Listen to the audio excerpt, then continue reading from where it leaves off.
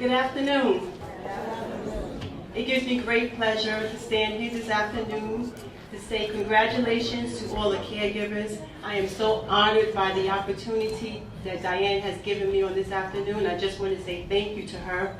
When she asked me last year to do this, my role was as a caregiver, but since that time, my role has changed. So I'm no longer a caregiver because my father, whom I was caring for the past 10 years, made his transition in September on the 28th. So now I am no longer a caregiver. But during that time, when he was sick, right before he made his transition, I started to reflect upon my role in his life. And so at one point, while on that journey, I felt as if, I really didn't matter much. As a caregiver, you're so concerned about your loved one, you're trying to do the best that you can for him or her, that you kind of forget about yourself and what you do. And so today I came prepared to share with you my reflections as a caregiver, and hopefully that will empower you as you continue on your journey. So I did realize that we do matter. Caregivers matter, and we make a difference in the world, and especially in the lives of our loved ones. And I tried to find scripture to kind of support that. And so I was led to the book of Philippians, where it really outlines what caregivers do every single day of their life. And it reads, do nothing from selfish or empty conceit, but with humility of mind, let each of you regard one another as more important than himself. Do not merely look out for your own personal interests, but also for the interests of others. And that's in Philippians 2, 3, and 4. And that's what caregivers do every single day when they're caring for each other.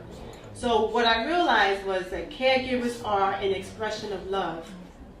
They are actually love in action. They demonstrate this love in season and out of season, when they feel well and when they don't feel well, when they are overwhelmed, tired, frustrated, feeling lonely, unappreciated. They're still taking care of their loved ones. They have what they call agape love.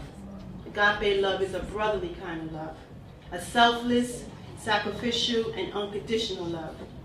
And every day when they're caring for their loved ones, they're actually declaring that I'm going to love you no matter what.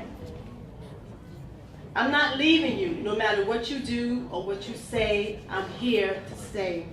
Don't worry, but I got your back. And because of your loving posture, because of our loving posture and presence, lives are being saved, dignity is being restored, hope is ringing loud and clear, and peace of mind is had because you are standing in the gap for your loved one.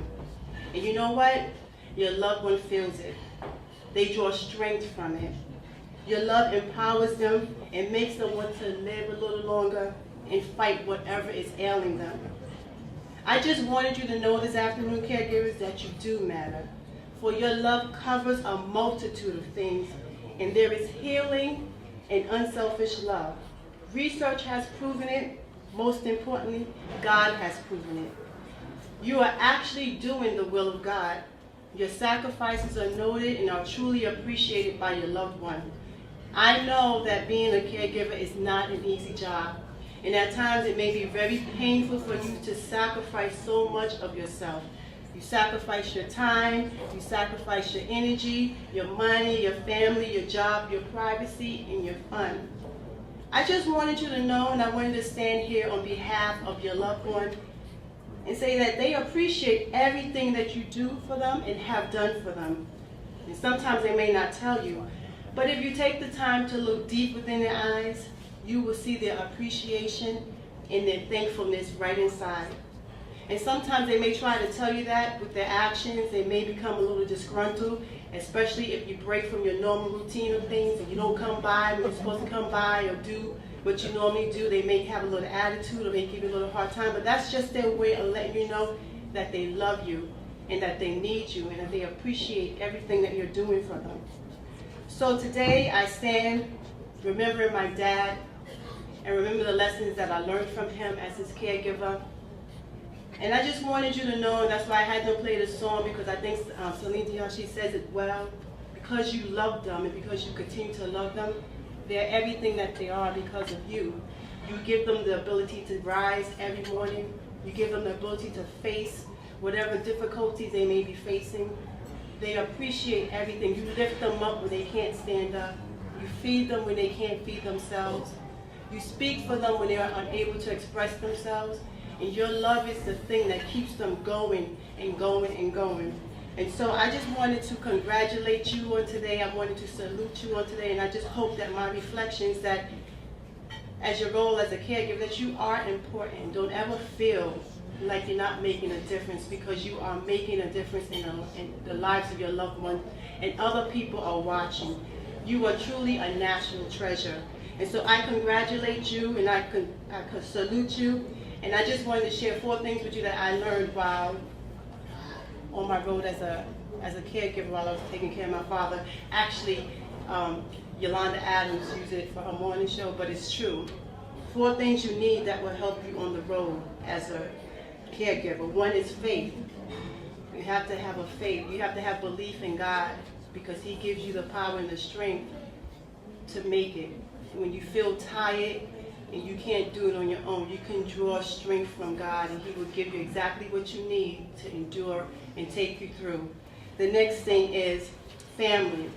Without the support of my family, my children, who I had to leave many times to go care for my dad while he was in a hospital, I had to put them off with someone else. Your family, you get your support from your family, and they will help you along the way. Your friends, when you need to let your hair down, when you need to cry, when you need someone to talk to, when you could just be honest and naked and tell them the honest truth about how you're feeling. You need your friends. And most importantly, you need to have a little fun. Take some time out for yourself to replenish, to laugh, to dance, to do whatever it is that makes you happy. May God bless you, and may you continue to do what you do.